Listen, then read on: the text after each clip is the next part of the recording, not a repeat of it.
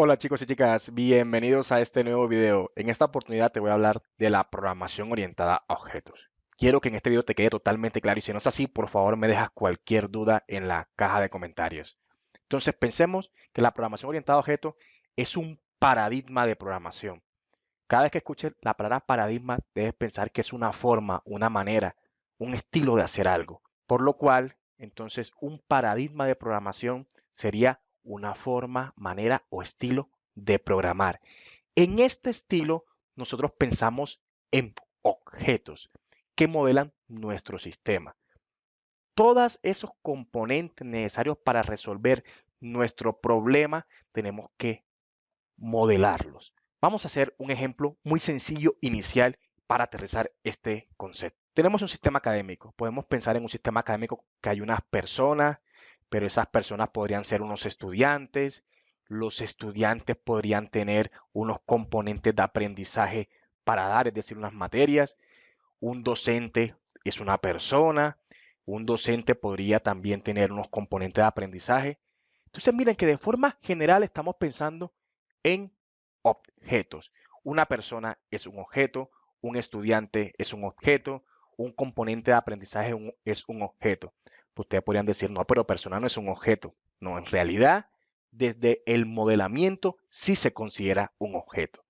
Entonces, pensemos, cuando nosotros tomamos cada uno de los elementos del sistema, que los convertimos como tal en objetos, cada uno de esos objetos tiene propiedades, características, que normalmente nosotros lo llamamos datos. Y tiene funcionalidades, que nosotros lo llamamos normalmente métodos, comportamientos. Entonces, si nosotros pensamos en estudiante como un objeto y en un docente como un objeto dentro de nuestro sistema, podemos pensar, por ejemplo, que un estudiante tiene atributos, nombres, apellidos, dirección, tiene un programa académico y en cuanto a funcionalidades que tiene, pues podría pagar una matrícula, podría inscribir un componente de aprendizaje, hacer una evaluación. Y en cuanto al docente, podemos decir que también tiene atributos, nombres, apellidos, tiene una dirección. De funcionalidades, posiblemente un docente podría cargar una actividad, cargar una evaluación, calificar una evaluación. Si nosotros evidenciamos, hay algunas características similares. Esto que acabamos de hacer se llama el proceso de abstracción. Entonces recuerda eso, abstracción. Es lo primero que hay que hacer, digamos que en las etapas de desarrollo de un proyecto.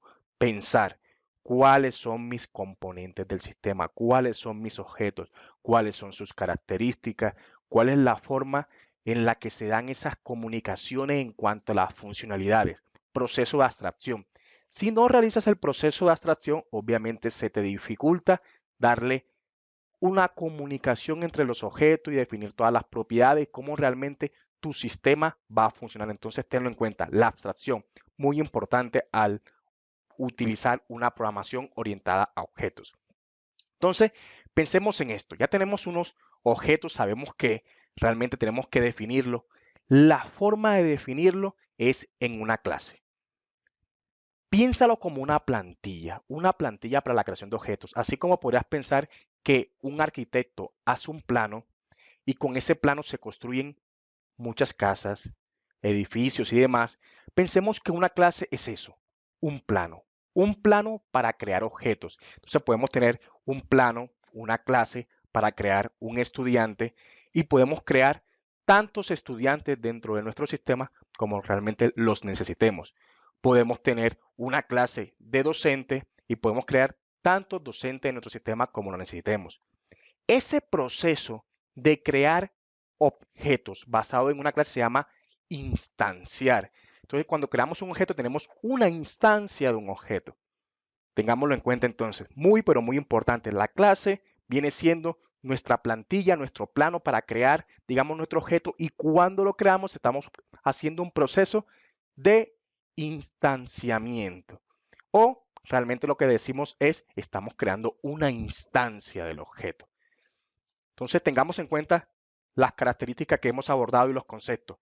Un objeto, un atributo, una funcionalidad, una clase y una instancia. Listo.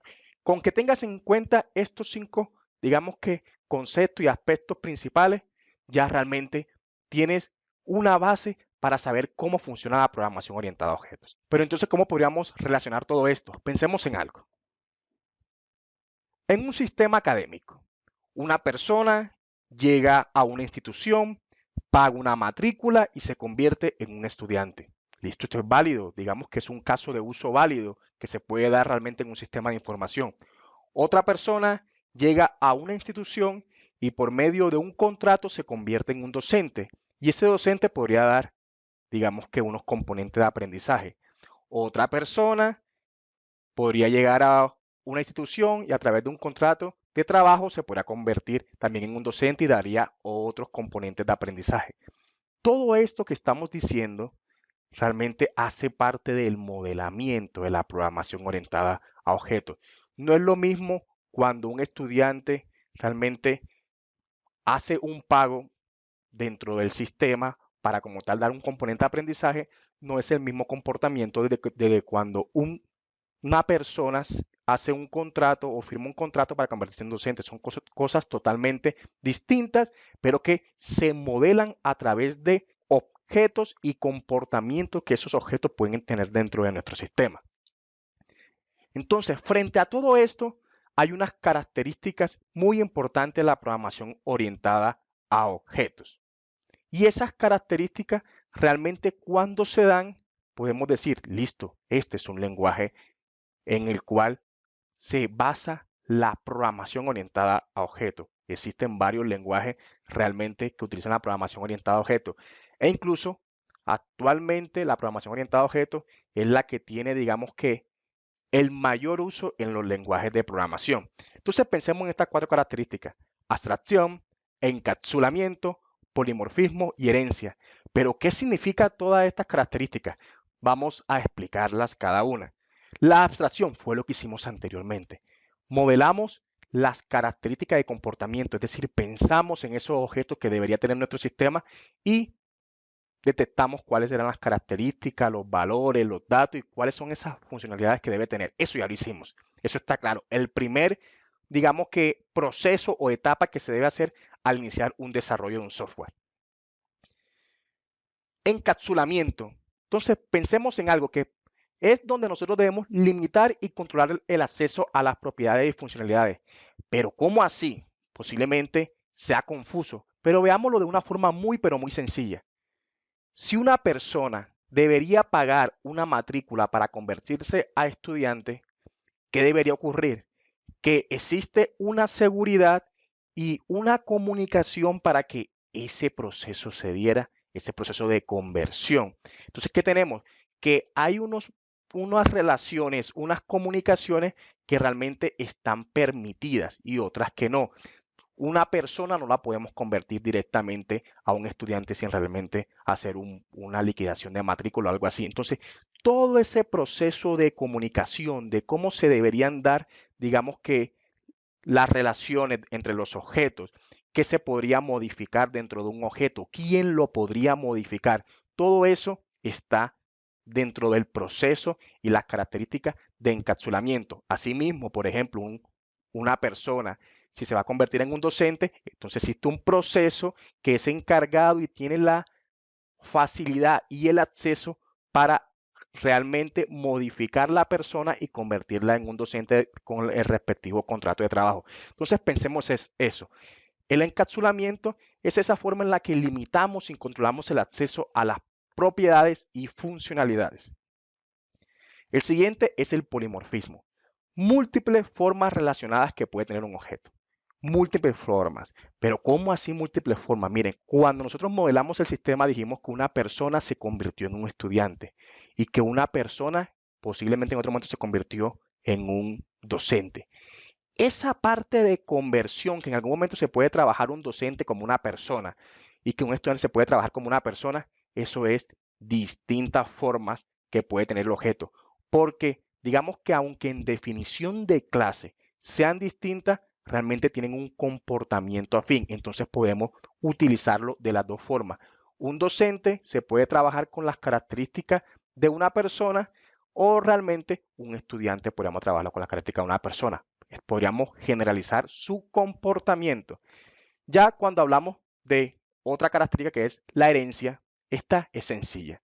Una clase hereda las características y comportamiento de otra clase. Esto está bastante relacionado con el polimorfismo, el concepto que vimos anteriormente. Cada vez que nosotros podamos utilizar la palabra es para relacionar componentes y objetos de nuestro sistema, podríamos decir que hay una herencia. Por ejemplo, si nosotros decimos un estudiante es una persona, estamos diciendo herencia.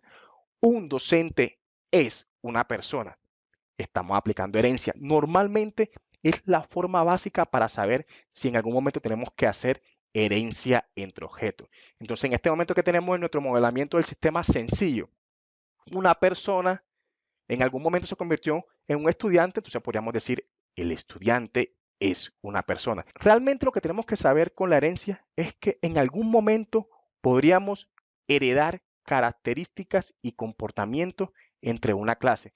Por ejemplo, una clase persona podría tener primer nombre, primer apellido, y el estudiante en su plantilla no es necesario declararle realmente que tiene primer nombre y primer apellido. ¿Por qué? Porque podríamos decir simplemente, un estudiante hereda las características de persona y ya se sabe que las tiene. No hay que definirlas. Y simplemente en la clase y plantilla de el estudiante solamente definimos cosas como el programa académico, el semestre y demás. Entonces son cosas para tener en cuenta. Espero haberte colaborado en este video, que te hayan quedado los conceptos claros y si no es así, por favor deja tu comentario que estaré atento a responderte. Muchas gracias y nos vemos en un próximo video.